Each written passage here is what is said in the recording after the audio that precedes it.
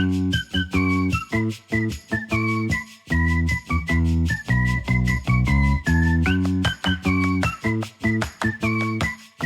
and welcome back to another episode of Keeping Up With Appearances podcast.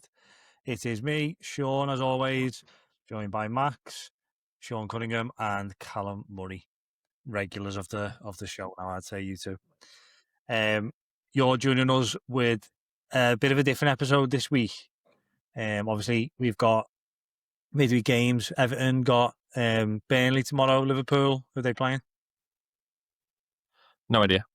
No idea, yeah. No one cares. Liverpool are playing at some point. So we're not. There's no point reviewing like obviously how good Everton were, because then when we get spanked by Burnley tomorrow, it doesn't make any difference, does it? So we'll leave it there. What we are going to talk about though is probably the biggest game on Merseyside at the weekend. We had Liverpool 5-2, but that game that kind of paled into insignificance for one of our Merseyside teams who have a very special link to Sean and also me and Callum now. We're like ultras effectively, aren't we? Yeah, up there. Yeah. Been to one game, but what a game it was. So for those who don't know, it was the FA Trophy quarterfinals at the weekend. Two Merseyside clubs in it, two Liverpool clubs in it, Marine and of course Southport. Both teams won, but we were all at the Southport game as Sean's very close family link to Southport.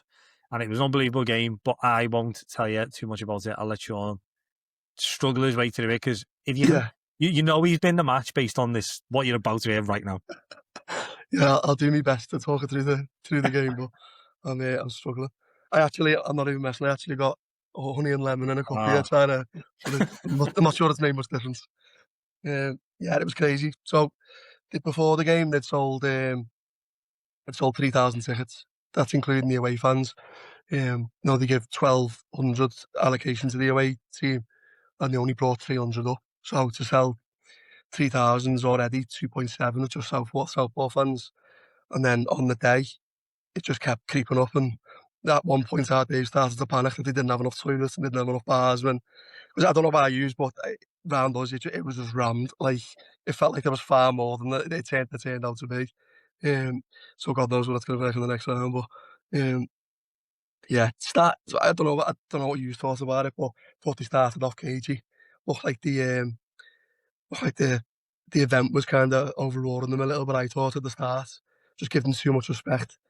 I thought first half that Yeovil, the class told a little bit. I thought you could tell that they were a team in a higher division. They were playing zippier stuff. They were more organised. Whereas Southport just looked a bit like deer in headlights. And then after half time came. But it obviously went down when it went into half time, 1-0 down, just a silly mistake. Luke Burgess, he was a winger by trade. He was just filling in at left back because we've got no full backs at the minute.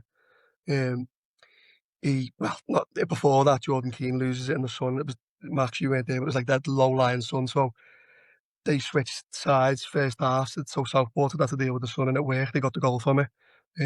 Jordan Keane just lost the ball in the air. Burgess rolled it back to George Pickford, and just caught him short, and the keeper rounded the keeper, striker rounded the keeper and scored. But they got into half time, and it felt a little bit subdued. I think obviously I'm still with my brother, the owner of Southport, and all my family and all his mates, and everyone's just sat there thinking this would be such of a waste of an opportunity. I've nearly 4,000 people in the stands. They brought in multiple new bars. Everything was booming. And at half time, the move was just a bit. Everyone was just blowing their cheeks, thinking something needs to happen here because it's just going to piece it out. There doesn't seem to be any fight from Southport. They weren't piecing any play together. It was, you just wanted something from them. And then I don't know what Dan said to them at half time, but they came out just flying. The pressure went up 10 notches. They started creating stuff. Dan's made a really brave, so we brought off Mackenzie, that Southport right winger, who's been our best player this season. Undoubtedly, he'll be in the Football League next season. He's been that good, but he just it wasn't his day. So we took a risky decision to take him off and brought on Arthur Ganira, who's played in the Football League. Um, but he's aging now, and he just set Hague Avenue alight, I thought, just ran at the left back, caused them nightmares. Um, and then Chris, he was actually a relative of ours. He plays for Wigan. He's on loan from Wigan. Pretty sure we only got him because our team pulled some strings, but um, he's a class above. But he had the chance with 5 minutes to go and blazes it over the bar. And it's if you watch it back, it's a chance that he would score 99 out of 100.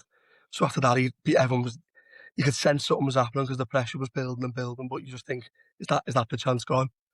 And then 3 minutes later, the king, Ted Lavelle, steps up and volleys a ball into the top, and it just erupted. And that goal, and not even the pens, that goal is the reason for my voice. It just was, I don't know what it was like in the stands, but we were in the standing section on the other side, and it was just crazy, just mayhem. I mean, at one point, Dave had me mum in a headlock. So it was crazy. And then we had a goal disallowed in injury time, which we had no idea what it was for at first. And then I've watched it back, and it was the worst handball I've ever seen. Literally, Oh, was it? he literally punches it 4 yards in the air into the goal. But no one knew around us what it was for at the time. But yeah, I think the blessing in disguise really, because there was no questions about the penalties, and don't think there was any better way of going through, especially that was Scouser scoring the winner, and Danny Lloyd. She sprinted over to his family who happened to be in front of us. So it was, just an unbelievable day. Unbelievable day. Stuff that like footy fans dream of. I think that underdog story, like last minute winning on penalties, you couldn't have written any better. And to be one game away from Wembley, it's all getting a bit real now. But yeah, I don't know what you lads thought, but obviously I've been at Southport quite a few times this season, and that was just honestly one of the best days in football, not just one of the best days in Southport. But yeah, unbelievable, unbelievable. Well, I think like obviously talking about the crowd you had there. What was it like 3,600 something like that? Yeah, 3.7k. Yeah, Like we were talking at half time because we felt like it was a bit like that at half time. It was quite quiet, but there was loads of people everywhere. And I made the point that like I remember at Marine after the whole Spurs FA Cup run, there were like an extra couple of thousand turning up, and they all used to buzz off and go like, "We've got like nearly 2,000 here now." And I'm thinking, but nobody, no, with all due respect, nobody cares. Like those people yeah, who are home, they're not actually that bothered. And like again, speaking on behalf of me and Callum, we're them. You know what I mean? We yeah, came to the game not as a Southport fan. We came because we were invested because of you. So it was like, obviously, we really wanted them to win, yeah, but you haven't got that investment, have you? And then went 1-0. Oh yeah, you went 1-0 down first half, and you just kind of like we saw it coming. We kind of potentially thought it would just open the floodgates there, where like, yeah. but then as It you did say, feel that way. It did feel that way. second half totally changed it. But then I didn't think I would care as much as I did when he scored. Really. Like I was up, you know what I mean? Like I when think that obviously, I think you could say that for the rest of the crowd as well, because I mean I yeah, wasn't in the mood for looking round. I was just going nuts. But as it was settling down, I was looking round, and it looked like it was like limbs everywhere. Which yeah, I agree with you. Usually they only get 1,100. There must have been at least 2,000 people there who didn't have like. Obviously, there could be a lot of lifelong fans who have come back for this game and stuff, but there must be a lot of people there who had no investment. And I think it's just testament to what they created that day, and everyone just got wrapped up in it, and it was just it was crazy. yeah. Because I think a couple of minutes before, was it the striker Can see, yeah, who um who missed a very similar chance? Obviously, it was closer in, wasn't it? But yeah. like it came out off the keeper It's and like that. 6 yards out, yeah. Yeah. And then it was like, you felt like that was the chance. Yeah, Yeah, almost like me and Callum was just a bit like, that's gone now. yeah, exactly what we were like, yeah. And then he just hit that worldie, and it was just like, it was I unbelievable. And then, I think the reason people didn't give up after the Z chances, I'm allowed one swear word on this. I thought Yeovil shit themselves. Like, at one point, it hadn't even gone to injury time, and the keeper just pumped the goal kick into the line just to get the team up, and there was like 10 minutes left. So you just thought, if you're doing that now, you know they're struggling, because I know Yeovil are, they're close to relegation in the league above. So I just wonder if that mindset flashed back to them and they started panicking, and I don't know, it just felt like something was coming, I thought. yeah. But again, I'll move on to Callum in a minute. But when that equaliser went in, Callum's first thought was to get another one here. He was like, "They're going to win this," and then obviously the handball was the handball. We couldn't see it from where we were, and I feel like the celebrations, maybe not for you. You probably must have been like on a different level. Your heads must have fallen off, like. Yeah. But our celebrations had died down a bit, and we realised that it was a free kick rather than going back to the centre circle. Yeah. But yeah, it was. And then as soon as that goal went, I just felt like they weren't going to lose that game on penalties. No chance they were losing that game. No, I thought that as well. I've never with the penalties, whoever the big blonde centre half who looked absolutely gorgeous. Yeah. I don't know who he was, but I've never been more convinced that someone was going to hit a pen over the bar. I just thought he looks like he's going to put his foot through it. It's either going flying in top in or it's going 40 yards over. And luckily for us, it just flew over, didn't it? Yeah. Callum, you said, didn't you? As soon as he stepped up, you went, he looks like he thinks he's boss. Yeah. Like he had such a high opinion of himself. Well, there was a shout from our side, and it was like, why? Someone shouted, "Why have you got no mud on your shorts?"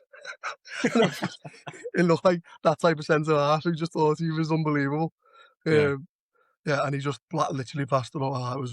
It was great. But in the pen shootout as well, I don't know if you saw this, but the Yeovil keeper had a bottle like Jordan Pickford has with the players and which way they go on penalties. And Chris who scored the first penalty, spotted it and tried to grab the bottle off the sideline and throw it into the crowd. But the keeper had stopped them. So when the keeper went in for the next one, our keeper grabbed it and threw it in, and they both got booked. And I just thought that added to the pressure of it. And I don't know, it just went up a notch when that happened. I thought it was, it was just unbelievable. Yeah. What were your thoughts, Carl? No, obviously, it was. I think as Sean said there, I think the first 20 was cagey win, obviously, and it was always going to be, wasn't it? I think I thought Southport they had kind of few like half attacks. It was almost like a few Everton type attacks where like it kind of looks quite good until they get to the final third, and kind of it died down a bit. I think you're right, Sean. Yeovil looked like the passes were much like kind of better and sharp, like little one touch, little kind of combination plays and that, but without really doing much. I know George Pickford made a couple of half decent saves, but I think I think one of them might have been from a set piece, I think a header, and then he kind of made the run where he just about stopped it. And then obviously, to concede like that was a horrible way to concede, and it was unjust. To be fair, I don't think Southport deserved to concede a goal like that in the way that happened. If it was like a good bit of play or whatever, and you kind of hold your hands up and go, right, okay, it happens, but I don't think the player deserved to make that mistake, and I don't think Southport deserved to make that mistake. It wasn't even as if like Southport played in a cagey way in terms of like being defensive or being very like kind of like cautious, because they weren't. They were kind of going for it. So you had to concede like that was a bit of a sucker punch. I think we said before they scored. I think maybe when Pickford made one of those saves, I was like to Sean, like it does feel if they get one, they might get three. Yeah. But like obviously you hope that doesn't happen. But like that's the kind of they had a few chances to kind of on the bounce. It was like if one of these goes in, I don't know where that kind of stops. But then I think did Southport have a chance just before half time? I feel like they had the chance just before half time, then got a corner. It's all up there, to be honest. Quite late on in the half, and it was a bit like, oh, that was a good chance. That was a good time, kind of like just raise everything a bit, and then second half, I thought the striker was like he came out like a different player. Second half, the striker he was kind of much more on it, and he had a few chances himself, didn't he? And quality wise, Chris is just so far ahead of that league. It's crazy. I mean, Wigan. There was a chance that Wigan were going to recall him at one point because they're obviously struggling at the bottom. But he's mustard, and I thought second half you could tell his link-up play was crazy. Yeah, second half he was so much better. I don't know if it was he'd been a bit of a change or whatever in terms of how he was playing. First half it was like he just couldn't I don't know if he didn't have much space or he just couldn't really get out of his feet and it just wasn't happening for him. But second half he was like even his pressing and running and like he was getting on the end of things and he was holding it up and he just looked like he was more alert. And then that they had I thought, to be fair, Southport's midfield they had a bit of like a midfield three. I was thinking 28, is that number 16? Like the Yeah, small so lad. you've got Yeah, Sonny Hilton, who's the little lad, yeah. and you've got Griffiths and Ted Lavelle who play centre mid, and them two are just Rolls Royce midfielders. Them two, like so. They were really good. As I said before, like Yeah, that 28, that Griffiths, he'd done a couple of little kind of passes and little touch in the first 5 minutes. I was like to Sean, he's the one for yeah, these. he's class. Yeah, The player who's going to make something happen. That McKenzie, I know Sean weren't like his biggest fan on the day, but I thought like he looked like he could do something, but it just wasn't quite. yeah. It It just wasn't quite there for him. But yeah. If you came to any other Southport game, honestly, he's just so dangerous, so direct. It just yeah, I think they doubled up on him in the first half, and then he only really got 10 minutes in the second half or 15 yeah, minutes before he was taken off. And you could tell how gutted he was to come off because usually he would in a game like that he would never be coming off. So I think it just shows a lot of balls by Dan's to just spot something that just isn't working and try yeah. something else. Yeah, he tried a few little kind of flicks and that, and I say maybe just like wasn't maybe their fullback was just maybe a bit too experienced for all that. But then Yeah, that lad who came on was great. yeah, He was they couldn't handle him at all. I think I said to Sean on the way back, like I didn't know anything about that player, but I thought he might be someone who is on loan from somebody, but I didn't realise you said he's a bit of an aging player. But yeah. I think he's about 33, but he's had injury issues. He was at Southport last year, and then got a long-term injury, so got released, and then they brought him back on a year's deal in the summer. yeah, On his day, he's great. It's yeah, just lucky for us that he came on and fancied it. yeah, he was effective. But I think to be fair to Dan's, I think the game changed on like when he brought Danny Lloyd and that winger Yeah, on, and then Danny also Lloyd was great as well. Yeah, he was great. And I'd said to you about him before the game, hadn't I, Sean? That he's like Yeah, yeah. he's a football league player. He's like yeah. he's had like kind of a few moves there Just where he's got tenacity, you know. He's so yeah, tenacious in the way he plays. He never gives up on anything.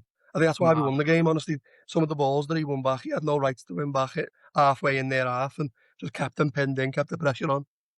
yeah. It was just kind of a bit of like even like he put the corner in as well. Didn't you think that got Yeah, disallowed? But like just the kind of the quality on those kind of things. yeah, And again, you probably wouldn't have wanted any other player stepping up for the winning penalty.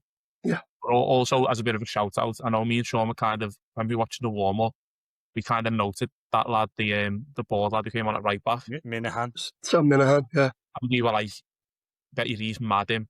he's But he's a proper player. Like, and he I, came on and he got booked in five minutes yeah, of booting someone. But he was, I genuinely think he changed the game maybe more than those other two. I think him coming yeah, out right back, he was just like, I don't know what it was. He just, obviously he's an experienced head, and he just yeah. kind of shored it up, and He he was just getting the ball on the half to from the keeper every time. And he was playing it forward, and Yeah, he he just just looked loves good. it. He loves Yeah, it. He loves honestly, he loves Southport. He got it. I don't think I'd be out of place in saying, but he got phased out at the start of the season. He was one of the old managers' big yeah, signings. Dan's came in and wanted to play more open, expansive football, so he got phased out. And it only took 5 or 6 games for them to bring him back in, and he's been a mainstay ever since. He's just so experienced, knows exactly where to be, exactly what to do. He's yeah, so committed. He's one of them players that every team needs one of them. You know what I mean? yeah. No, you could see that just in the way, and even like this might sound stupid to talk about like professional football like that, but everyone kind of was more than comfortable giving him the ball. Like the keeper to start a quick attack would roll the ball out to him. Yeah, Kind of thing, in the centre backs wanting to would he switch the ball to give it to him, and he was kind of open out and playing forward. I yeah, thought he kind of like he did change the game. I know me and Sean were kind of a bit like he's either I said before the game he's either a centre mid and he's like horrible, or he's a fullback. We saying like yeah he's getting booked or sent off here, isn't he? Came on and got yeah, booked in 5 or 10 minutes, but he was really good. The goal was unbelievable.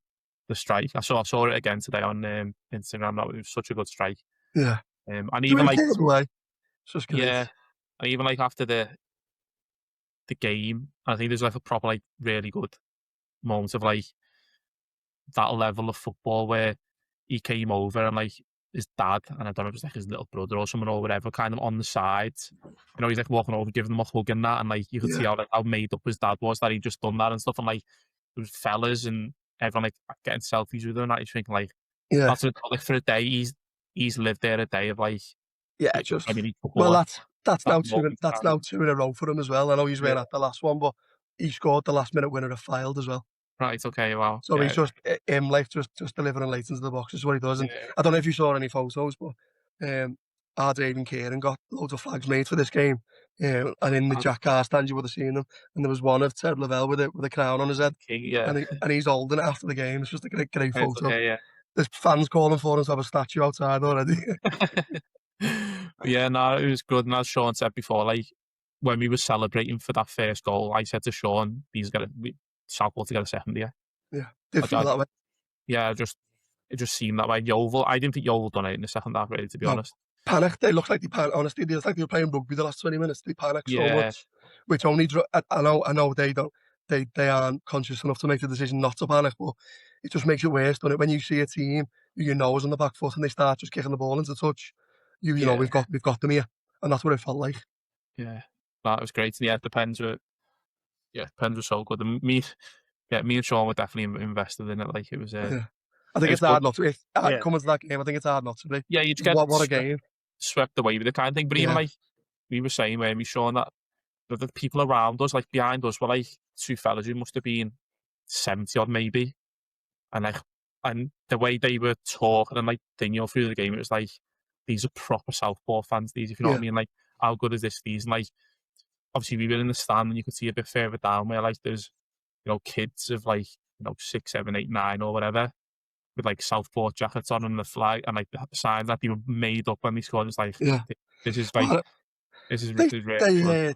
they still talk about now. They've even got a signed frame in the executive box from 1997 when they reached the FA Trophy final. And they got beat in that final, but Yeah, that still gets spoke fair about. play, Like, yeah, so this is honestly massive for a team like Southport. So yeah, we would get to Wembley again in our Dave's first season as owner would just be he'd just go down in history instantly, which is just would yeah. It'd just be be really unbelievable for us. So so just out good. of a selfish point of view, it'd just be crazy. Do you know what I will say though, Sean? Like obviously, me and Callum we didn't feel like, even though obviously we are now like very much on the bandwagon, we didn't feel like we could get on the pitch. It didn't feel right. But obviously we were just like loving it. It was great to watch. And then we spotted you kind of making your way over to the stand, and you'd almost like stood there like this, just like, and I was nobody asked. Sean's having a little main character moment here, but you could tell you were just like, you couldn't believe it. And Yeah. then we were like just tracking you and you're like your little girl in that. And then I think you put it on, or someone put it on your Instagram, of that when you put your little girl down and she ran to your brother. Yeah. We were watching that, and it was just like, from us, we were just like, what a moment that is. Like, It's just unbelievable. these fans are watching their club achieve something massive. Yeah. And do you know what? It's obviously like, it's not the FA Cup, it's the FA Trophy, but to clubs like Southport, it is the FA Cup, innit? Yeah, yeah. This is the- a chance to It's win all something. relative, innit? It's Yeah. like, Exactly. yeah, And it was just like, as good as it was for these fans, you're looking at like your brother and you and your family, and just like, a year ago, you didn't even know what Southport was. Well, that's it. Now it's everything. You know what I mean? It's like, I spoke about this with our Dave's, and our Dave's lad who was in the Jack Carr stand with the one that was the drum and all that. He was there with all his mates. And because sometimes you got to say, like, well, we've only really been watching them since August.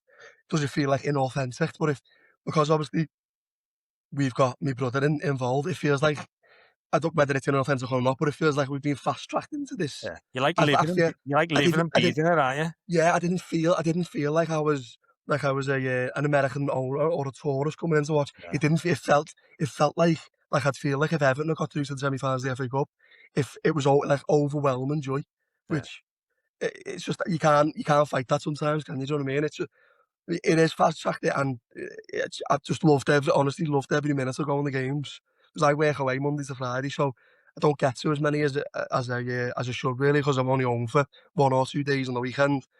But so I've been to like 6 or 7 games, and I've just been so completely swept up in it. The fact that it's such a local team with like local fans, that some of them are 80 and they've never seen anything like this. You know what I mean? It's just unbelievable. Unbelievable. Not just that, like, because I had the conversation last week with a lad who I go to the Everton matches with, and we're giving up our season tickets for Everton this year. Not really because of Southport, just because Premier League footy's just become boring to watch. I wake up on a Monday and I look at the fixtures for the weekend, and if we realise I'm at home, I'm like, oh, which I'm thinking, why am I spending £900 to do that? Yeah. So I think there's more and more fans doing that. So there's this older fella who walks past the stand that we sit at every game at Southport, and he was in the tent, the marquee that they have up for the bar. I don't know if you had the chance to go in there. Yeah. But they had like live Jamie Webster. Yeah, they had like live music on and that. Yeah. But he was in there chatting to the bar woman. He was going, yeah, I've got a season ticket for Everton, but I only live down the road, and I come here last week, and I was speaking to some of the fellas, and they were saying how they were chatting to the owners and celebrating with them, having a pint with them, and he went, that's just the place I want to be in. I was just tapping on his shoulder and go, he's there, you know. And he goes, what? And then we saw him walking past with a Southport scarf on it at the quarter final, whilst obviously Everton were playing. And me RJ went up to him and said, "You Southport fan?" And he was like, "Yeah, Southport over Everton now, mate." I just think it's such a more like authentic family day out. Obviously, you saw me baby running up to our Dave, and I just couldn't imagine taking Poppy to an Everton match now. It'd be too much for her, and they don't. I just feel like they don't really want us there. Whereas Southport, they do. They want everyone they can get. So you feel like you're making a difference at Southport as well. Whereas Everton, they couldn't care less if you were there or not. So yeah, I don't know. It just feels more authentic, more kind of like Phil was saying on the imposter episode that we were doing. That like it's like downtrodden, and they actually feel it when you buy a ticket to come and go to the games. You know what I mean? You are actually making a difference, and making a difference to the community as well. I don't know. It just feels more special, and with our Dave, and I'm going to be more invested, and that's definitely fast tracked it. But yeah, I've just fell in love with them. Yeah. Well, sorry, I was going to say, I felt, as you say in there, Sean, I felt a bit like, obviously not to the level, but it was a bit almost like kind of, you know, the main thing people say about Bramley Moore and like Goodison. Like Bramley Moore doesn't feel like real football. Like Goodison was real football.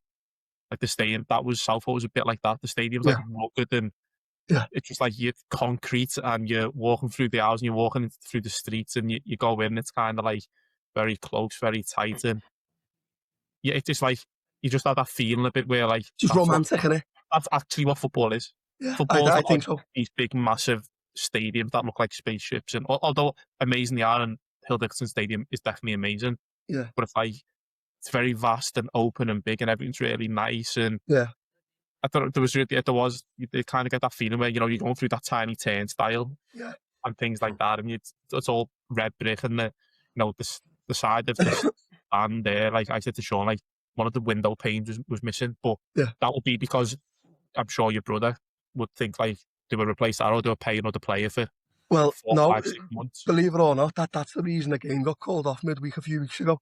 Do you remember them thunderstorms with all it knocked the panel out, and half of it was hanging off.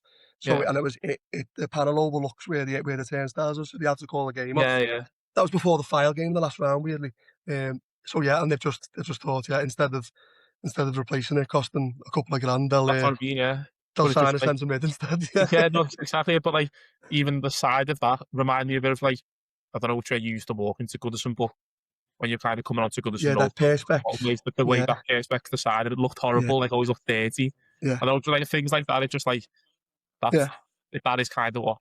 No, it's like a happy medium, I think, because people listening to this will think it's like the worst Southport ground. I was so surprised with what it is.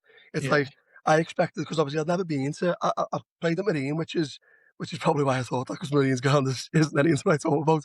But I expected to walk in and just see like white bollards across the side and fellas with the dogs, and do you know what I mean? But it's a proper footy ground. It's like an old romantic footy ground, and obviously standing sections on 3 sides. But I don't know. It's like the happy medium. You feel like you're going on a full day out at a game of footy, but it's also not commercialised, and it's not. They don't want tourists. They want fans, and I don't know. You can just get a nice pie and a pint, and it's just, I don't know. It's just it's something romantic about footy being that stripped back. Well, talking about like getting swept up in it, like on our way there, we were almost like, you could feel the buzz of the Southport people. You know what I mean? Who like they're not used to these crowds, not used to this kind of thing. And then I think we took a couple of steps out the turnstiles on the way home, and we were already looking at when the next round is. So we were like, looking when the draw was, looking when the next round was, to try and like plan ahead. And obviously the draw took place this afternoon. Yeah. It's thankfully, I'm assuming for you lot, thankfully it's a home game against Southend. Yeah. Now, I don't know if you're allowed to reveal the inner workings of the club, but how's that gone down? Is that a good draw, bad draw? I mean, it's not the best draw we could have hoped for. I think everyone was looking for Wealdstone at home. Right. But there isn't a hell of a lot in it. Wealdstone are still a good team in the league above. They're under no. It was kind of a double-edged sword with Southend and Wealdstone. Everyone agreed that they wanted to avoid Marine, just because the chance of having an all Merseyside final would just be unbelievable. The worst draw we could have had would have been Marine away, because as you know, Sean, it's a tiny ground. We would have got an away allocation of about 200, 300 tickets, Yeah. which just wouldn't have done Southport justice, really. Marine at home wouldn't have been the end of the world, because obviously they're in our division. Probably the most beatable team left in it. But I don't know, the romance of having the chance of Marine Southport at Wembley, it was just, I think everyone was hoping for Wealdstone at home. But we got Southend at home, who are obviously historically a Football League team. They're a big club. They've got attendance, the capacity in their stadium is about 15,000, so an away game there would have been massive as well. And they're a good team. They're pushing for promotion. But yeah, whether we wanted Wealdstone or Southend was close. Although there's nearly 10 places in their division in between them. Southend are pushing for promotion. So you're thinking, is half it? Although, of course, all Southend fans and players will want to play at Wembley. But you're thinking, will part of them be pushing for promotion? Yeah. Whereas Wealdstone are safe in the bottom half of that league. So they're going to be literally everything they've got into this game. I know Southend have got a game on the Saturday, a game on the Wednesday, and then they come away to Southport. So you're thinking, I just think at home at Southport under a full gate, which we are fully expecting now, I think they were just happy to get any home game. They are obviously the toughest team left in it, but at home, they had no right to be filed away. They had no right to be over alone. You just think if you can get that atmosphere again, get that many people down, which is going to be more of, it's only going to be added to it as well, because obviously Southend will sell out their allocation. So the 3,700 goes instantly to 4,600 just with Southend fans. And then you'll probably, a sellout with segregation will be 5,300. So you'll add another 600 Southport fans to that. Just the aspect of it being a sellout will boost the atmosphere, and how it will. So I think everyone's just excited. I think if we would have gone to a Wealdstone away, who only have a 4K capacity, or a Marine away, it would have just took the edge off what we did on Saturday. So I think this draw just keeps that feel good factor going, because now everyone's excited again, rather than just resting on our laurels from Saturday. Yeah. So I just can't wait. And to add to it is that it's international break on the 28th of May, so on the 28th of March. So it's if there was any chance of it not being a sellout, I think that's dissipated with the fact there's been international break. So yeah, there's going to be a race for tickets. So I think if you got a ticket online for the Yeovil game, you should have preferential treatment for the. I think anyway. Don't quote me on that, because Dave will have me there if it's not true. But I think you should get a ticket for Southend. So yeah, I can't wait for it. I can't wait for it. I'm not gonna lie. I'm like, again, I'm like a fraction of you, and I'm buzzing for it. Like, don't get me wrong. The downside is that Callum can't come. Callum's away that day. Okay. So yeah, I'm in Berlin that weekend, so I can't make it. But well, with Germany, I said to you before, I don't think Sean was there, but the final is on the 17th of May at Wembley. So if they get through, I'm on one of my best friends' stag do's in Hamburg. So I've already earmarked a flight back to London on the Sunday morning to make the kick-off. So Callum, if you really had that commitment, you'd also fly back, wouldn't you? I'll have a lot of flights. I'm sure you'll have others, because obviously I text you saying I'd thrown it out to the lads, thinking a couple of more of them would be like up for it, and then obviously just me and Callum. But then when me and Callum put stories on the other day, saying that we were at Southport. Phil Devine from who was here for the previous Southport chat replied saying "Glory Hunters," and then at the end of the game, he said, "P.S. I will be going to the next round." So, so Phil's in. Phil wasn't even there, and he's in. So, yeah, I think it's kind of like it's one of those, those feel good stories that kind of like just sweep everyone in, aren't they? Yeah. We were saying no, we didn't know if you'd fancy a Marine in the semi, almost like to give you a better chance of getting to the final. I mean, yeah, a lot of people did. I know a lot of Southport fans did, just because obviously they're just dreaming of Wembley. But it was more from so an all Merseyside FA Trophy final at Wembley would literally go down in history, wouldn't it? Yeah. It would probably be the highest attendance for any FA Trophy final. It would just be crazy. Yeah, the atmosphere would be boss, wouldn't it, as well? Yeah, it'd be nuts. So, I mean, it's a tough draw for both of us, really. Obviously, Southport have got the best team left in it, and Marine have got probably the one that you didn't really want with the low capacity and in central London. So it is what it is, but it gives us both a chance to then get to the final. I don't think there was an easy draw left in it. Yeah. Listen, Marine are a great team as well, so I just think with the chance of getting that final and the chance of also playing someone like Southend, who have obviously been high up in the football pyramid, that's not a small game either. So I don't know. I think it just adds to the story of it all, adds to the excitement of it all, the chance of getting through and getting Marine in the final. But yeah, I mean, there will be a lot of fans who wanted Marine at home, even Marine away, just for that chance of getting there. But listen, Marine are flying in the National League North, so that was no gimme either. So I think you just take the home draw as a win, to be honest. Yeah, definitely. Yeah. If you do make it to the final, Sean, and I just googled the highest attendance because when my cousin played in 2017, he won it with York and it was 40. The highest is 53. What would that do for Southport if it was something like that? To be honest, I couldn't tell you. I'm assuming you get a cut. Yeah. I'd imagine there must be some type of incentive to sell tickets as a club. But I couldn't tell you what it does. I've not spoken to our Dave on what I don't think he wants to jinx the semi-finals yet. But yeah, I mean, of course, there's got to be monetary value in it. There already is going into the semis. Just like he was saying before the game, he said, although this is amazing, what they get, so he's looking around thinking, this is great. And they managed to hire the double-decker, I don't know if you've seen it, Sean, and Cal, double-decker bus on the other side, and they had a DJ playing on top, and stuff that they wouldn't get for normal home games. They managed to get that in. And he said, if we could sell this amount of tickets week in, week out, that money would propel us to the Football League. It's that much of a difference, that. Going from 1,200 to 4,000 a week will give you the funds you need to invest in the team and go up.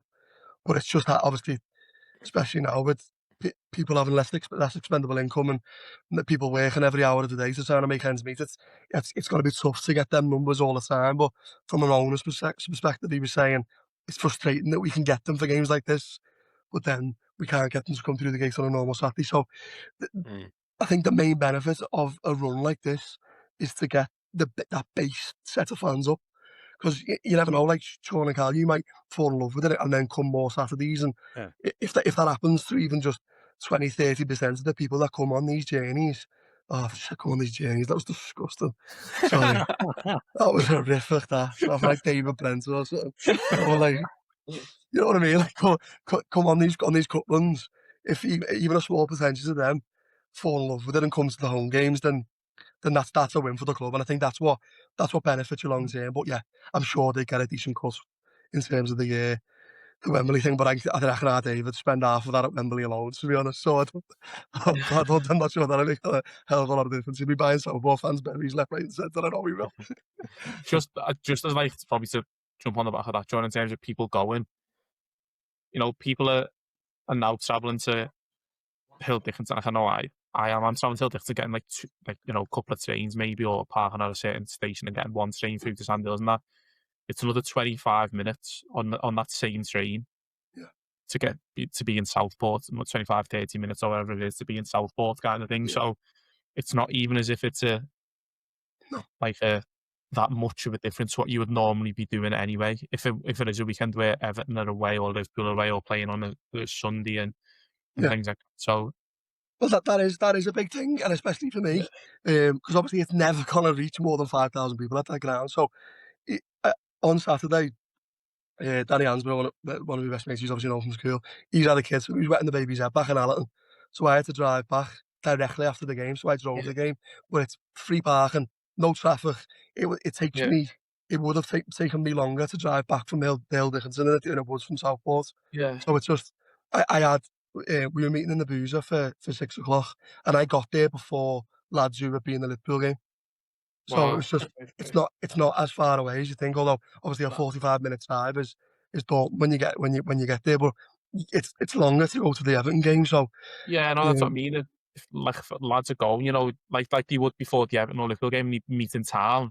Yeah, do the same, meet in town, and it's an extra 15 minutes on your train journey to be the same train as well. Oh, but that's what I mean. You have the same one or whatever. So yeah, that's my kind of yeah. No, but it is work, and not just this trophy run, but the attendances are already 30% higher as they were last season.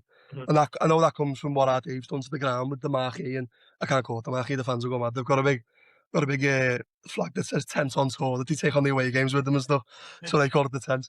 But all that type of stuff, it just makes the match going experience better. So you can go in and they do happy hour before the game for £4 a pint, and there's a fella on the guitar singing Southport songs, and it's just the whole day of it just feels, I don't know, it feels more family orientated for me as well. Like that double decker bus, my daughter was sat on the top with 30 different kids watching the game.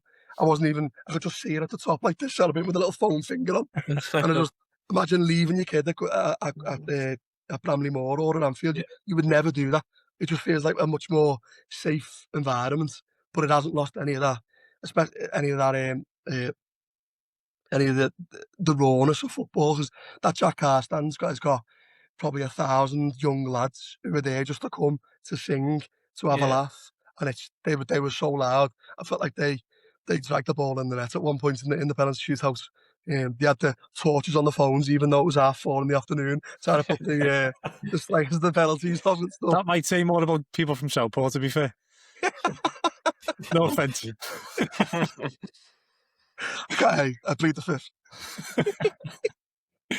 But just to put a little stopper on it there, it was just an unbelievable day, like, for us as, very much outsiders all late to the party. But if there is anyone who's maybe a bit like disillusioned with Premier League football or that kind of level, or you say about those teenagers, they're probably the kids who can't get tickets to Everton Liverpool, aren't they? You're like, need footy, and they come to these grounds and they feel welcome and they feel part of something, feel a big part of something small, rather than when you go to Everton Liverpool and you're a very tiny part of something big. Yeah. No, that's why I do want to say thanks for coming down. Like I say to a lot of people, just come once and you'll see why it's so charming and why you get wrapped up in it. So I'd say that to all the listeners out there as well. Yeah. Just go once. If you don't like it, you don't like it. It is what it is. But I'd be surprised if you never. Yeah. Yeah, I couldn't agree more. So bring on the 28th. Do you know when tickets are out?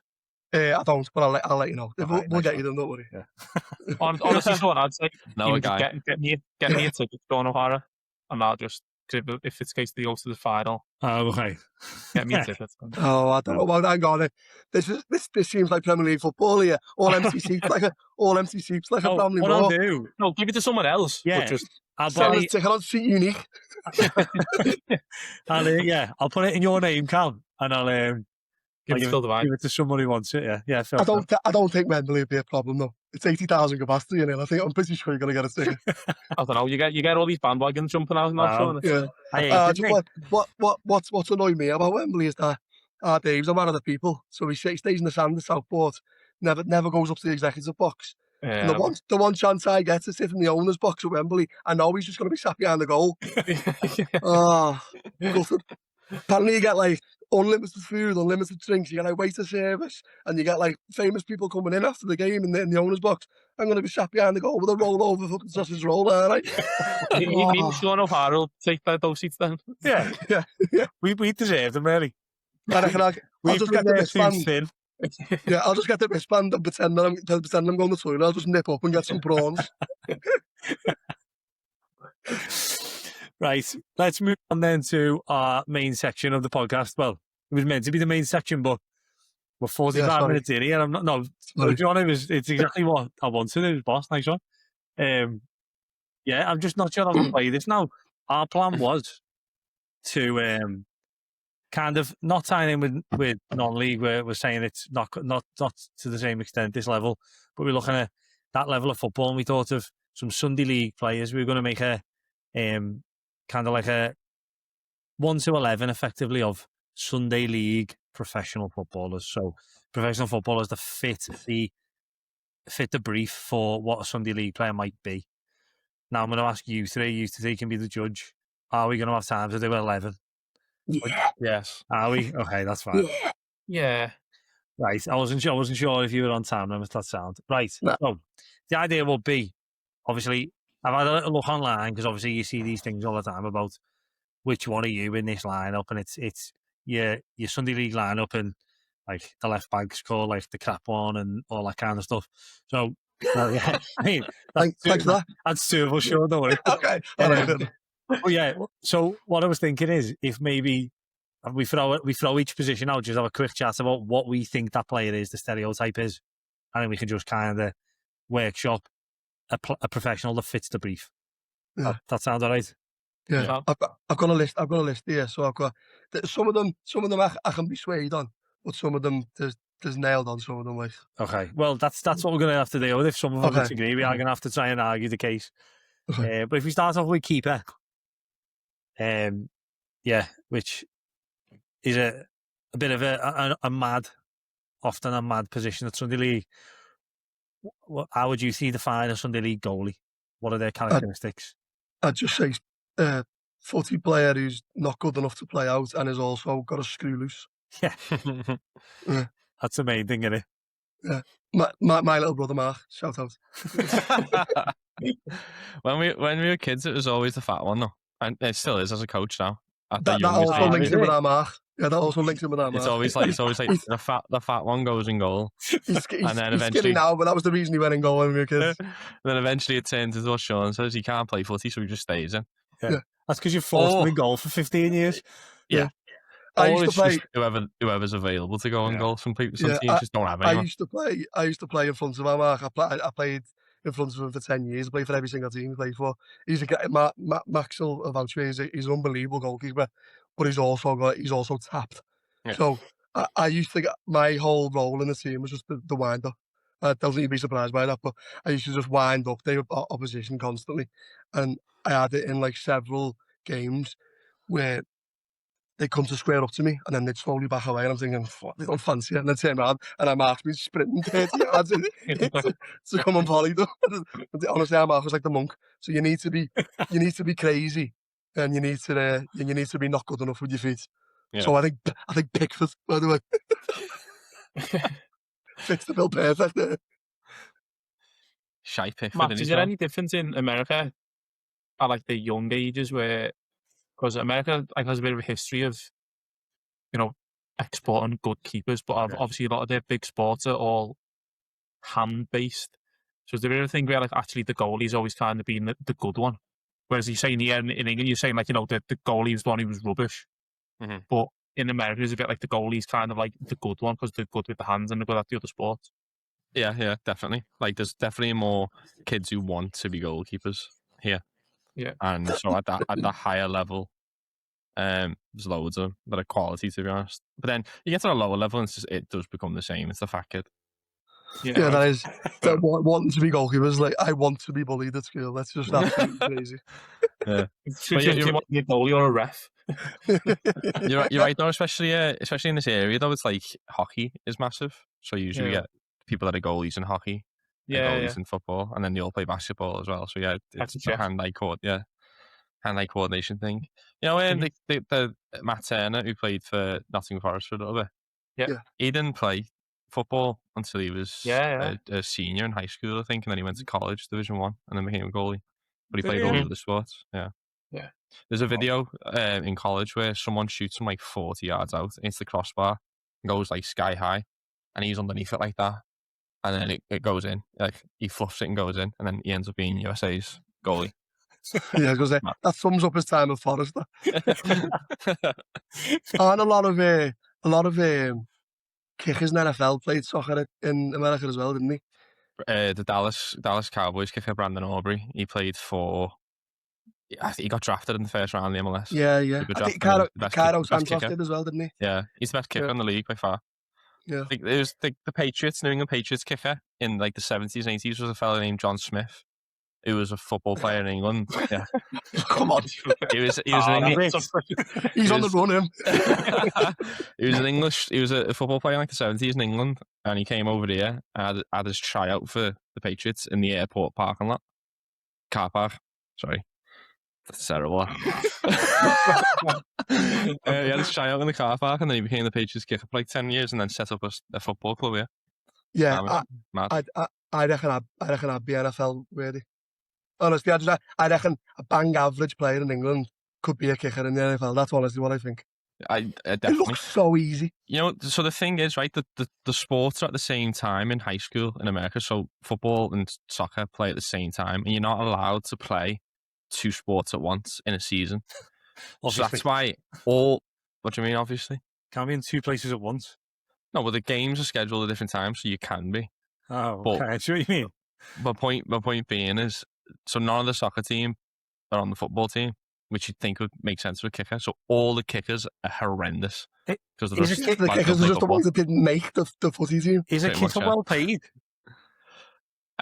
Yeah, the best ones are. Brandon Aubrey's on must be on like 12 million a year or something. I know, 10 but million a year. I mean, within a team, are they well paid amongst the team The compared to other players? well, no, I wouldn't say so, but they're still making millions. Yeah. I think the base wage in the NFL is like $750,000 a year, innit? For the lowest paid player. Oh, is Yeah, it? there's like Yeah, I think- there's like a vet minimum of like 750. Yeah. I think you've got to be fine. If you're on the practice squad, not even on playing on a team, you're getting 150k. Yeah. That's crazy. Right. Anyway, Back to it, though. it's a mad one. Oh, yeah. So what were we doing? Who's the Sunday League keeper? Is it I think it's Pickford? got to be. Because Pickford's too good for that. I think we go Ederson because Ederson's terrible. Okay. See, I Is mean, that controversial? my first choice wasn't really based on ability. It was just based on the being fat. I went with Paddy Kenny. Oh, Paddy Kenny. Yeah, but Paddy Kenny, yeah, but he's also the opposite of a nutter, isn't he? Yeah. Paddy Kenny's like the most boring human Yeah, alive. he is, yeah. Who was the one who wore pants all the time? Cabo Corrali. That's the one. He's definitely. He's a the shout. he's the fella That's who came not a over bad and shout, actually. he's painting and decorating during the weekend. He plays in goal with his Yeah, pants on. we used to play against the team in the Christian League. A lad wore tracky bottoms in the. Was it your team? Yeah. Maybe yours, I don't know. Yeah. Played for us, yeah. But I remember one game I got a penalty against us, and I'd scored like 5 out of 5 penalties. I'm walking up, the kid's got tracky bottoms on, and he literally dives to the side. Unbelievable save. And then I just got rinsed for like 3 years after they got me pen saved by someone who's wearing tracky bottoms. Yeah.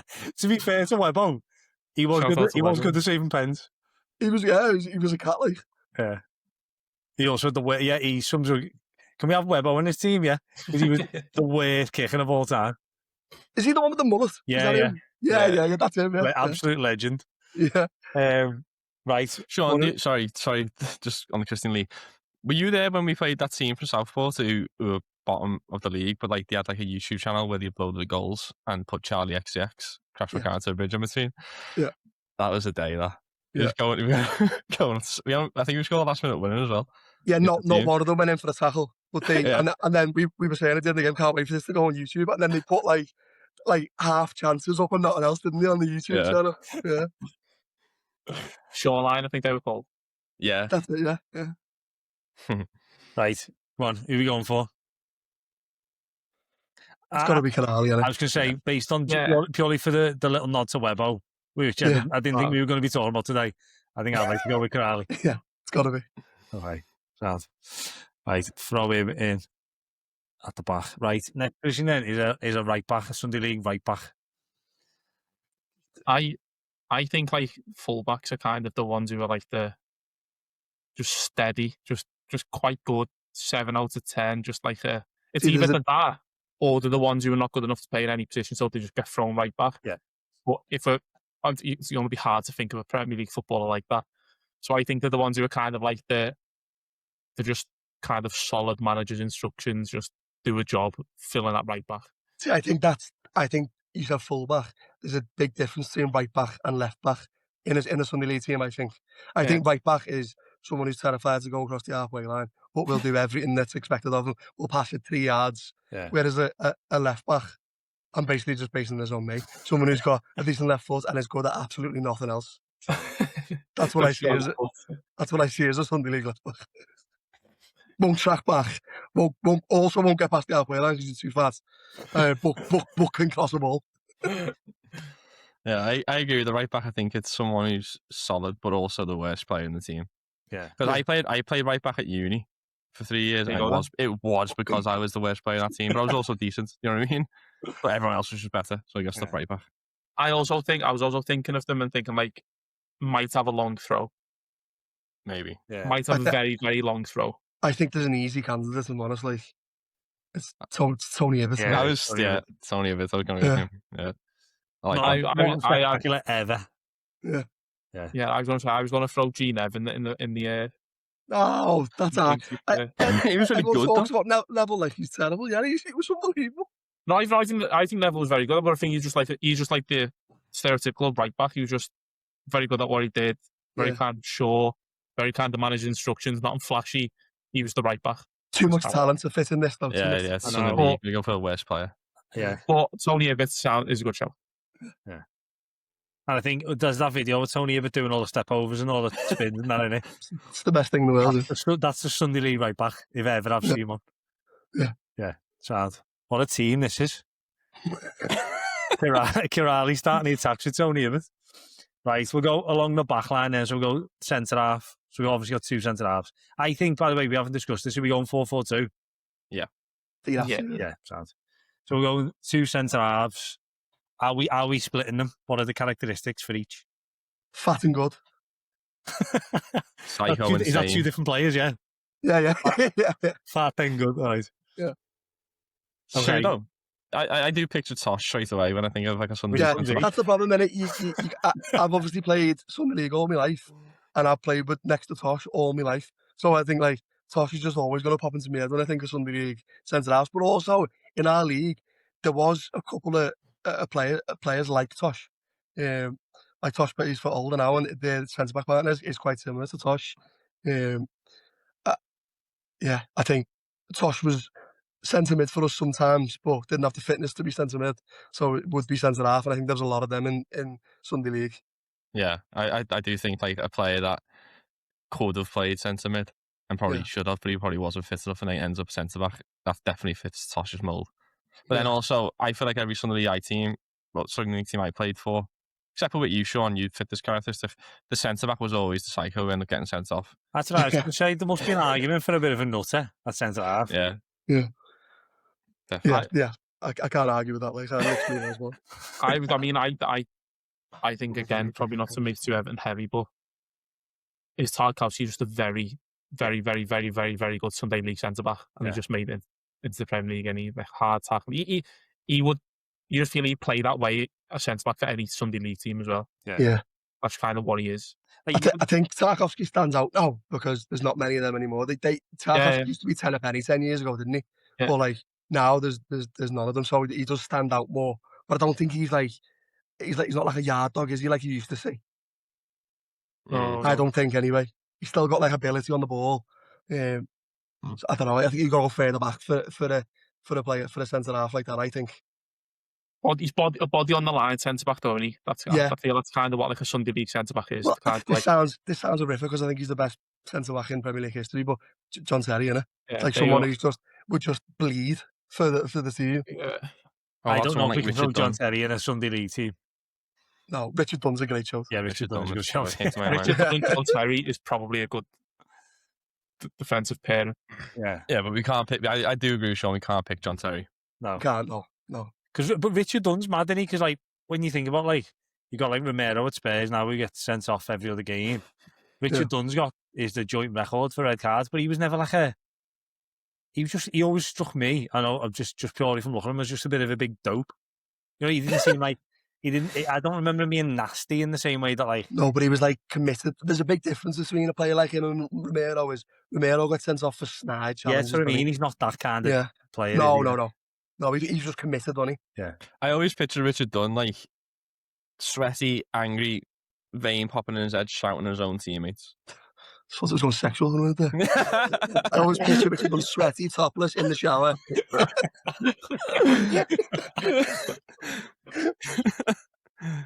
Yeah, I'd go Richard Dunn. Richard Dunn, yeah.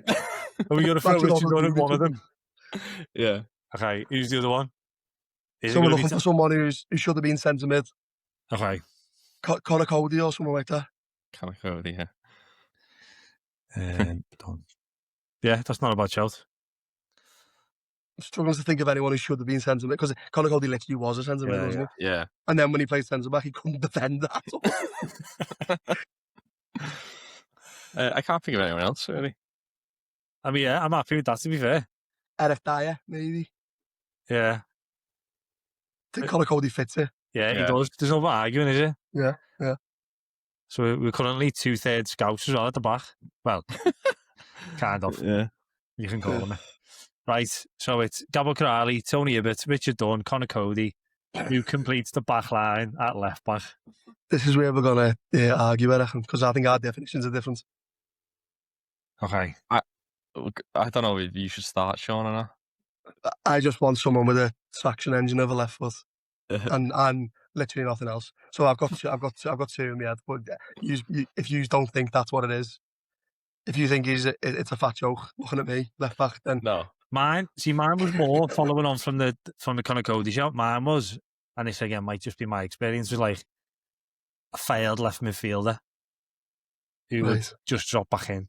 I mean, I played along the left hand side. I was never good at anything really. Yeah. Callum had faith in me. That's the only reason I played.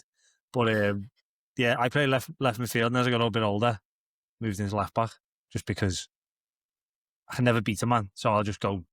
I'll go further back. That was mine, but that's just based on me. I always felt like the left back was either really, really good, or it was the only left-footed player of the team. And that's why. Yeah.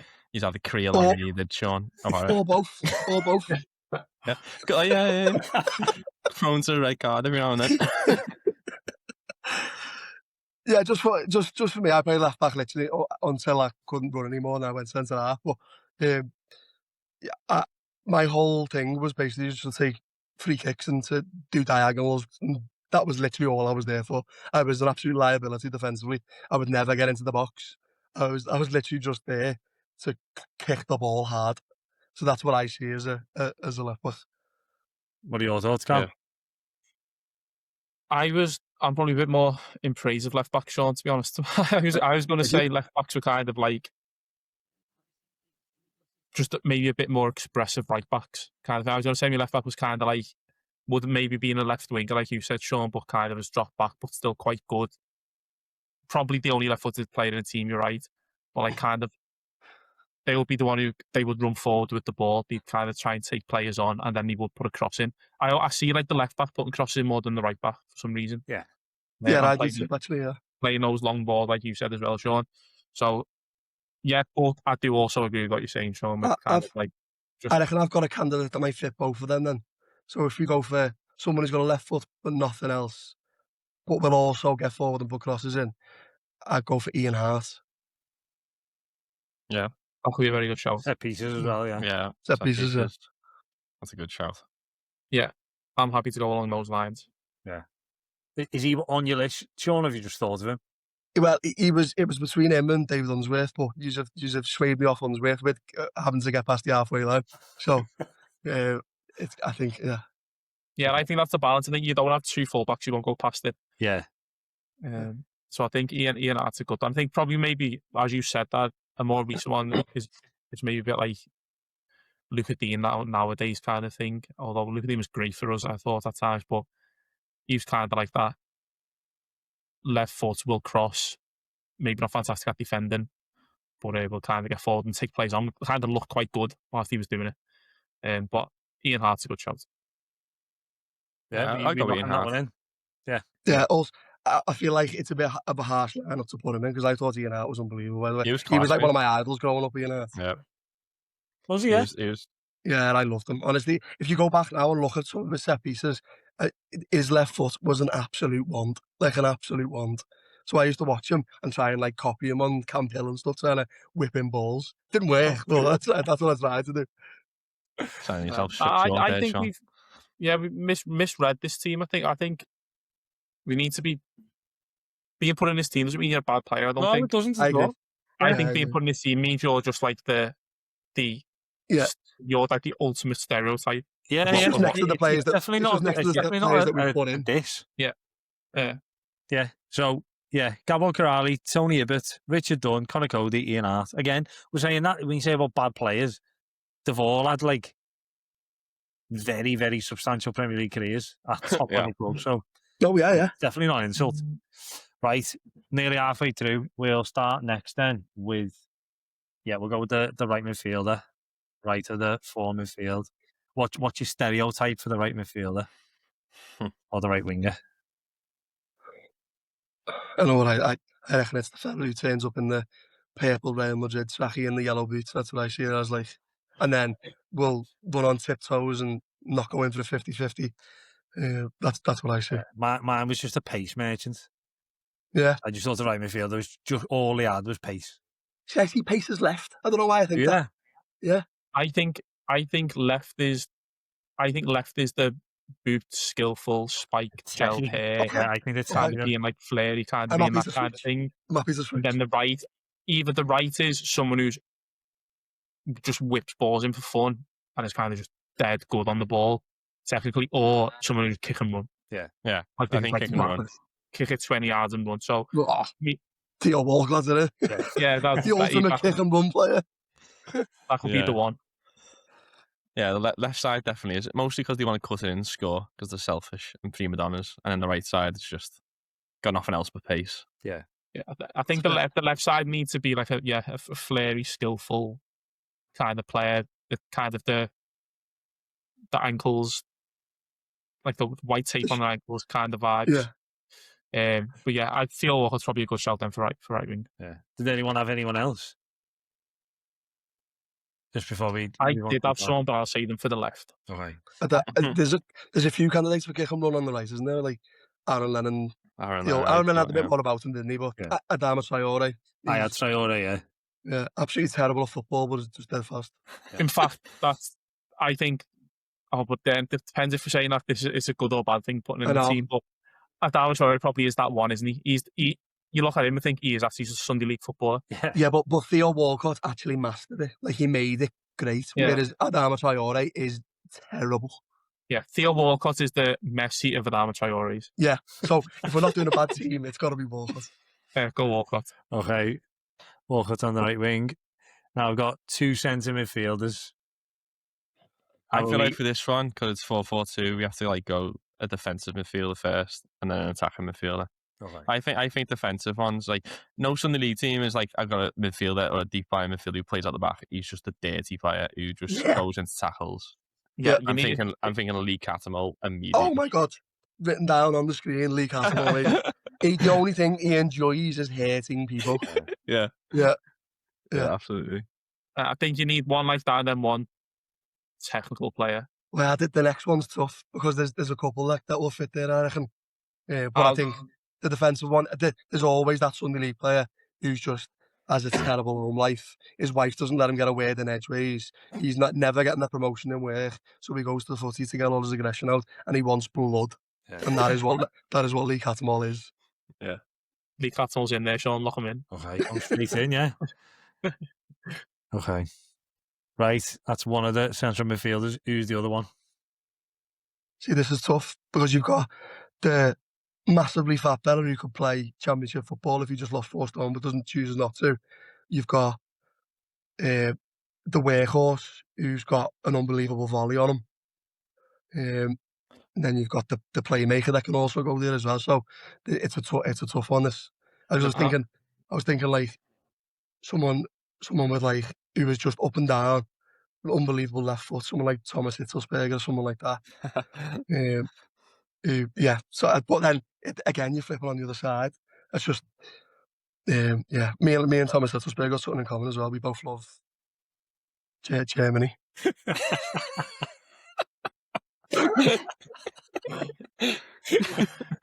Go on, Max. I always felt like this player was always like the one who thought they were way better than they were, but was also capable. Like if it's playmaker, like Sean said, but also capable of the random, like really good thing. That is also of it. Yeah. But I think you've got to make room for that fat guy who could have been a world beater.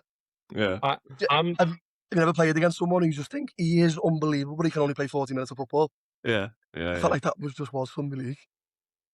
I thought Tosh was coming on tonight, and my player Tosh would have also said, I think, and he's at that role where he's unbelievable, uses both feet. Me and Tosh would suggest he's 4-footed. Used the inside and outside of both feet. He was just a bit. He always looked overweight though. I'm gonna throw in Lee Tomlin into the mixer. It's a great shout. Lee Tomlin was absolutely unbelievable. Yeah, like, it's a great shout. So good. And he just fits the bill of like, he probably could have been a Premier League footballer had he have been 5 kg lighter. Yeah, maybe. I think it's a great shout. Which one was he again? Is he the one who played for Luton?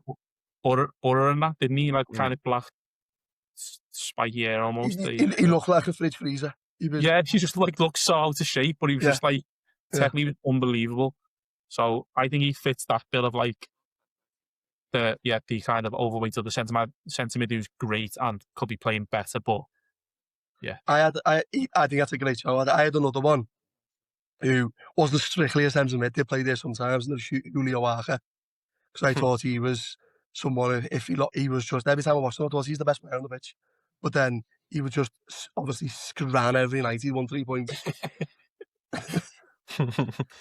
My shout for centre mid again, because if we're going with a defensive player, but he's not the yard dog that Lee Cattermole was. The main person I thought of, and I might be on my own here, I thought of Tom Huddleston as like a just someone who could pass. You know, you have that. Have you heard of that as well? Yeah. It's also a good shout. Like, he's also capable of the odd banger from long range. That's what I mean. Tom Huddleston is one of my favourite players ever. Just like he could just hit a ball, didn't he? He was the most elegant player of all time. Yeah. But he was just obese, wasn't he? Yeah. Yeah. But watching him play, honestly, I used to love watching him play. Yeah. He for me created a pass. That little daisy cutter pass that he did for over 40 yards was just so good to watch. I'd love to have him in the team just because I like him. Yeah. You know what? I'm happy to go with Huddleston. Oh. Yeah. I go with Huddleston. And nice one. Right. Justice for Lee Tomlin there, mate. You got to mention. I remember him. Yeah, that's true. Oh yeah, it was you, that Max. He was, sorry, guys. It's only Tosh is here. Sorry, Lee, if you want. Tosh like that Lee Tomlin shout. We have Tom Huddleston, and Tom Huddleston's a good one. And as well, I think if you were on like the sidelines and you watch the other team turn up and you saw Tom Huddleston, you think, but he's sitting centre mid him because he's a youth as well. He's good. Yeah. So yeah, left wing. I think as we said before, skillful one, skinny, skillful, fast, can score. I'm going to throw it in. Obviously, an unbelievable player. I'm going to go Mahrez. I think he kind of fits that bill. It's kind of my shout. See, I think he's too committed to be. He needs to be a massive shithouse. He needs to, because he needs to have yellow boots and he needs to come off without an ounce of mud on them. Yeah. Whereas Mahrez was far too committed. I think. I thought Bernard. Yeah. Is he tiny? Is he small? Yeah. Yeah, he was tiny. You know, on picture. He also wasn't that flashy, so maybe he doesn't quite fit. Yeah, he wasn't. He didn't have like the bravado. You need to have like a bit of swagger, don't you? Yeah. You know, like he's not a player for this list, but the player I'm thinking of, or someone, is remember Ryan Hall in SFX. Yes. It's him. Whoever he is, it's him. He said that he played for like Brazil under 21s or something, didn't he? Honestly, and then you seen him play, and he was terrible. It wasn't the rumour that like he was in our school because he'd been signed by Liverpool or something, but like yeah. Yeah. I think that's just because he was like mixed race and he had spiky hair. Yeah, And and the Preds. boots, everything. And he threw pence like Mitchell from halfway across the left Yeah. field. We're all walking into PE with Sondijos on, like he's got to be good. He's got to be good. I can't put Ryan Hall in the team, unfortunately. No. But It's hard because there's not many players like that anymore because no. they get coached out the game now, don't they? So, I'm struggling. Sam Maximan or someone like that. Would it be like a Grealish, like an old? I was about to say that, Sean. You an know, old school Nah, Grealish. he defends the ball too well. I Doesn't know. he? You need to get pushed over by a soft wind. But could you not also have your left winger as someone who, again, he's the wind up. He wins fouls constantly. Like, Yeah, do you know what I mean? He's what Grealish does do. yeah. Nani. to be fair, is your left winger your, as we can say with Ryan Alder, is your left winger the one who was at an academy who was really, really, really good and dropped out, and you've got him in your team and he's your left winger. And it is your Grealish who's like your kind of your star player. Yeah. And there's his tiny shinnies and his low socks and his short halfway up his thigh. Like he looks his hair's gelled and Yeah. that he's the eye candy of the team, Sean. Yeah. I think that's what you told me before, man. That's what That's what I used to say back in the day. And Richard Dunn's Max eye candy, which is a bit weird. I just think he needs to not go in for a challenge. Yeah, no, I get that. Yeah. That is a But stereotype. what you said with Grealish does fit for the rest of it. So yeah, I'm happy to go with it. Yeah. You convinced me. It's going to be hard thinking of someone who's that specific as well, aren't they? Like Who's Ryan Hall? yeah. If we ever do an XFX version of this, we know first name on the team sheet. See, Dwight McNeil absolutely hates any confrontation whatsoever. So he would fit that, but he also isn't very flashy. Yeah. So that wouldn't fit either. Yeah. But easily could be playing Sunday League as well. Yeah, he basically is. Could be playing, yeah. Right, so we've got our keeper, our back four, our midfield four, just our attackers left, our two strikers. Are we going little and large, or are we? How are we splitting them? I've got 4 names written down. 2, I think, are just like. I think 2 of them are actually the only right answers for this. Without even thinking of stereotypes, they're just the only 2 right answers for a Sunday League footballer in England. I've done one who's large and then one who's large in other ways, but is like he should be there. Max, yeah. Richard Dunn's up front.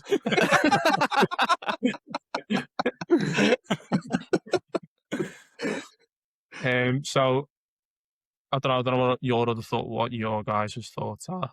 I struggle with it. There's Are you going to tell us who it is? Do you want me to tell you who I've got written down? Yeah, go on. We can then work out whether we feel they fit.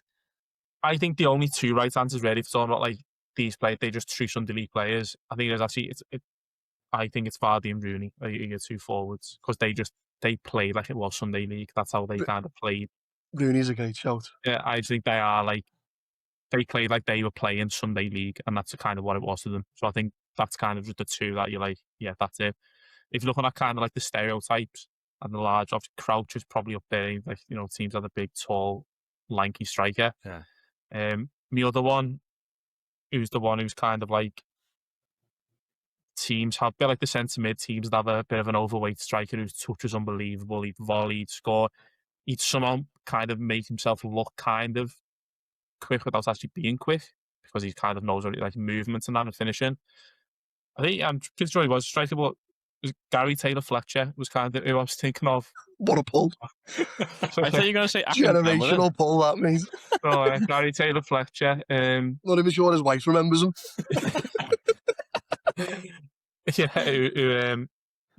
Was my child like, he looked Sunday League. He actually just like when he's in the Premier League, he looked like he's hadn't been out there before, and he just never looked like pristine, did he? Yeah. It was like, and that black belt that was like swimming on it was massive, and I was like, yeah. There's one that's probably cheating a bit because he's playing Sunday League now, but Leeds Rundle would fit that second bill. Yeah. I was thinking Leeds Rundle. Yeah. I mean, he did but he didn't play striker in his prime, but he does now. Yeah. So I know that might be cheating a bit, but I had 2 names which probably in a similar ilk maybe to some of Callum's. My like Vardy alternative was Craig Bellamy.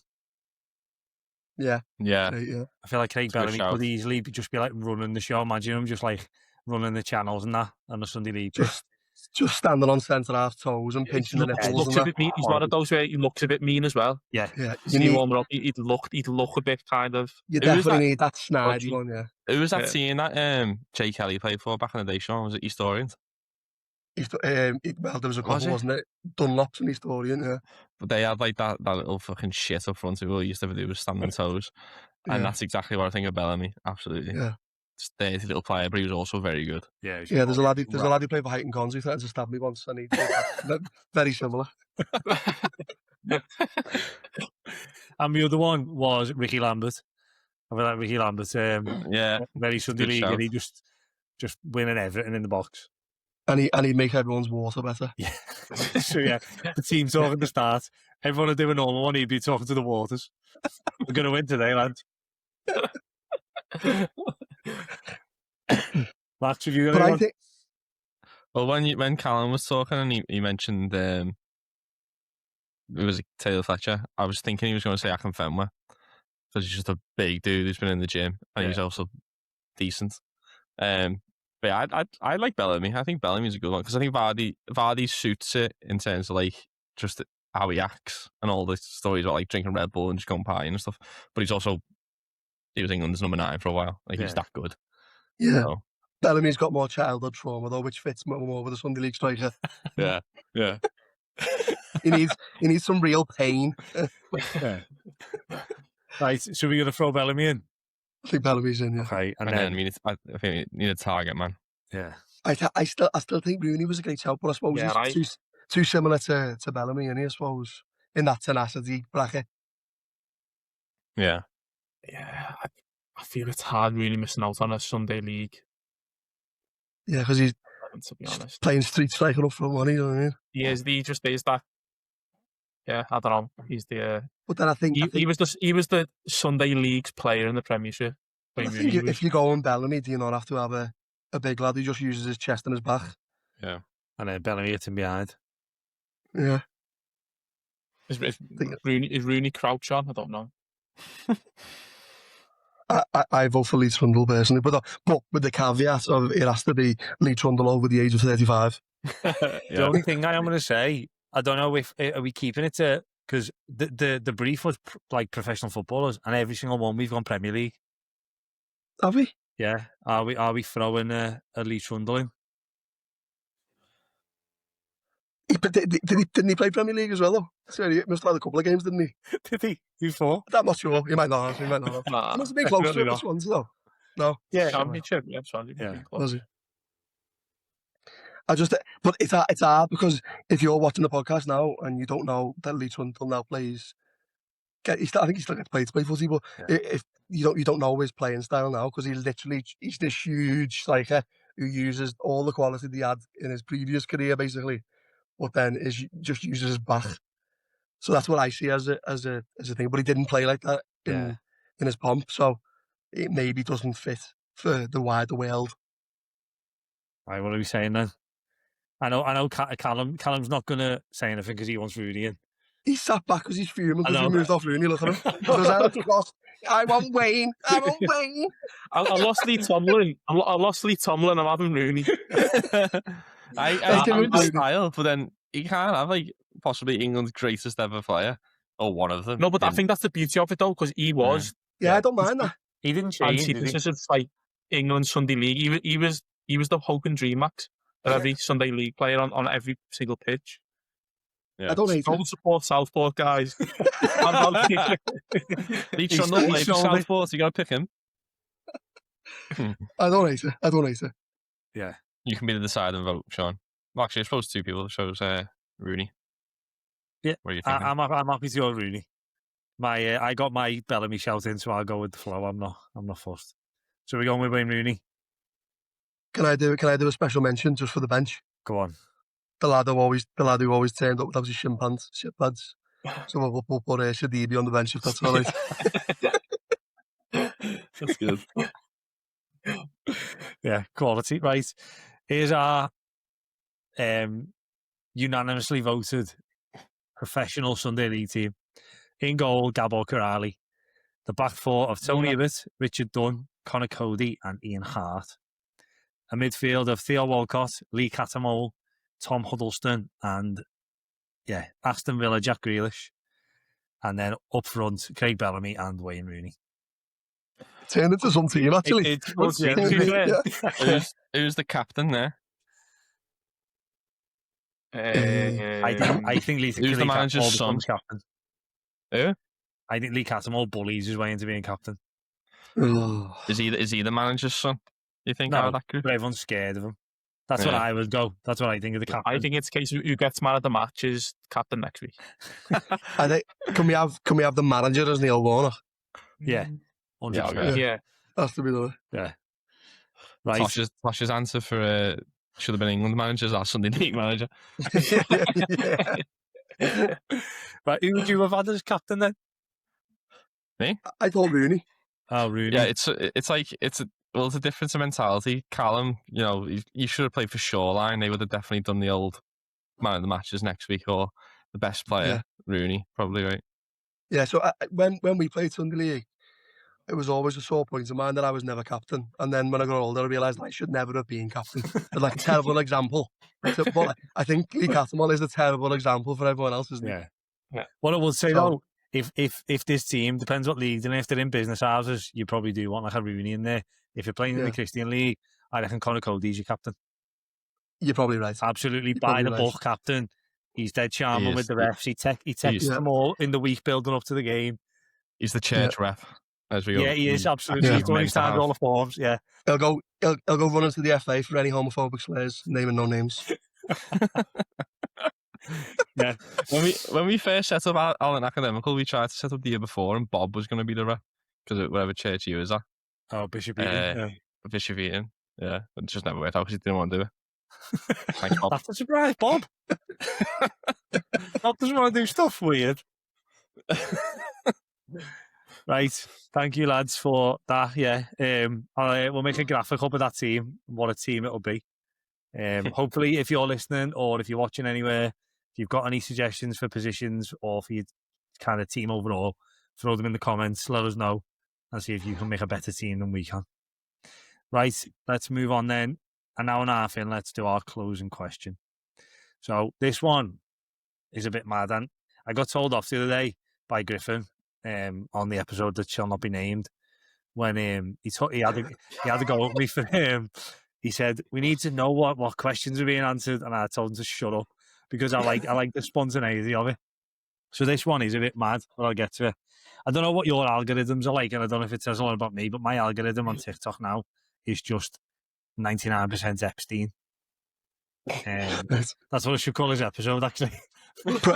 Is that pro or against Epstein? Very, very much pro. It's all the Epstein files. It's all the cloning. It's all honestly my conspiracy theory. My tin hat is shiny and never. So the latest one was this week where Jim Carrey was at an award ceremony and people believe that he's been cloned. He's dead and he's been cloned. So my question to you is, obviously, when you get cloned, you get a lookalike.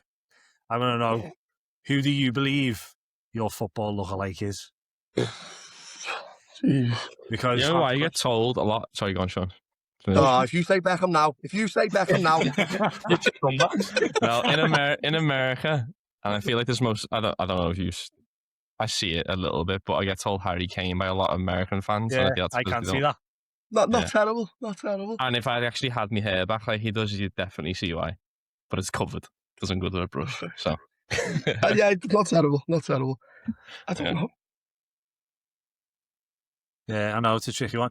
I think obviously I'm in a position where there's just any bald man with a beard. Yeah, Zabaleta in it straight away. My thing, I thought like Eric Ten Hag me. I reckon I've got more Eric Ten Hag in me. Yeah. Bad. I can see that. Yeah, I'd probably be more like an Andy Reid or something like that. Tough one for you. I think I remember when it was that. What was that thing on? In fact, there was that doppelganger trend on Facebook when we were kind of what would be 10, year 11 or whatever. I Where have no idea. you put your profile picture of someone who apparently you look like. Oh, I do remember that. Yeah. Yeah, I think I got told Nasri at the time. Did you? Yeah. Yeah. Carl, with your Instagram, I'm surprised you didn't do it last week. Nasri, The little no poll on who you look like. would anyone vote Nasri or? So I mean, as Do you you know what I will Yeah, say, Callum? Do you know back in the day, like before, obviously, you had like your real glow up when you were in like the process of it. I remember Theo Walcott signed at a similar time to that, and I remember you looking a lot like Theo Walcott. Obviously, you've got a darker skin tone, but I do. I always used to think Callum's going to look at Walcott there. Well, Nasri, the other you don't think of. People say McNeil. I've heard people say McNeil, but Yeah, it's the olive skin, innit? Yeah. That's what it'll be. and left foot. Yeah. I'm not going for a tackle. I had to Google Andy Reid, Sean, because I couldn't remember. But yeah, it's pretty spot on for you, to be fair. Yeah, just a fat football, yeah. That's so disrespectful of you, that Max. Banged out the board of that. I know. It's been a while. He's spot on. Yeah, can't even see his face. He hasn't zoomed up yet.